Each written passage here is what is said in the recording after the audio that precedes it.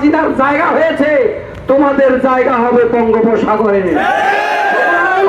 সময় থাকতে জুলাই সনদ বাস্তবায়ন করো, সময় থাকতে গণভোটের রায় বাস্তবায়ন করো, আর না হয় বাংলাদেশ ছাড়ার পরিকল্পনা করো। আজকে আপনারা জানেন দেশব্যাপী 11 দল আহ্বানে গণমিছিল উত্তর সমাবেশে সম্মানিত 11 দলীয় নেতৃবৃন্দ, সম্মানিত 11 দলীয় কর্মী বাহিনী, আসসালামু আলাইকুম ওয়া রাহমাতুল্লাহ। সম্মানিত ভাইয়েরা, আমি সংক্ষেপে আজকে প্রোগ্রাম শেষ করতে চাচ্ছি।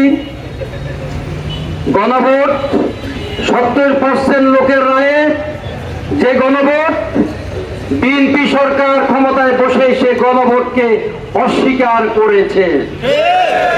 আমরা স্পষ্টভাবে জানিয়ে দিতে চাই, যদি গণভোটের রায় যদি দেশে কার্যকর না হয়, তাহলে বর্তমান সরকারকেও এই মসনদ থেকে মসনদ ছেড়ে পালাতে হবে। আমরা আরো হুঁশিয়ার করে দিতে চাই, জুলাই সনদ যে সনদে সবাই স্বাক্ষর করেছে, তোমরা আজকে বলছো এটা নাকি প্রতারণার দলিল। যদি এটাই হয়ে থাকে, এই বেঈমানদের জায়গায় বাংলাদেশে হবে না। কারণ এই জাতির সাথে যারাই বেঈমানি করেছে, বাংলাদেশে তাদের স্থান হয় নাই, জায়গা হয় নাই। তোমার জায়গা বাংলাদেশে হবে না।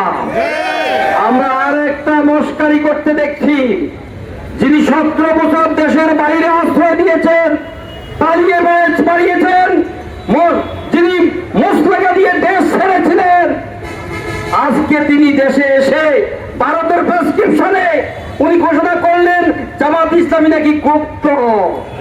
আমি জিজ্ঞাসা করি, গুপ্ত কি বাংলাদেশে না লন্ডনে? গুপ্ত কি বাংলাদেশে না লন্ডনে? গুপ্ত কি বাংলাদেশে না শিলংয়ে? গুপ্ত কি বাংলাদেশে না শিলংয়ে? লন্ডনের প্রেসক্রিপশনে বাংলাদেশ চলবে না, শিলংয়ের প্রেসক্রিপশনে বাংলাদেশ চলবে না। বাংলাদেশ চলবে 70% গণভোটের রায়ের প্রেক্ষিতে।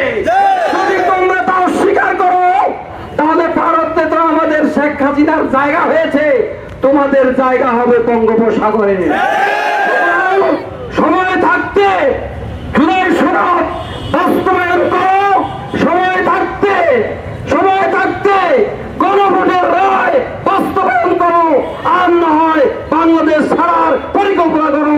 ইনশাআল্লাহ আমরা বাংলাদেশে আছি, ছিলাম এবং আমরাই বাংলাদেশ থাকবো।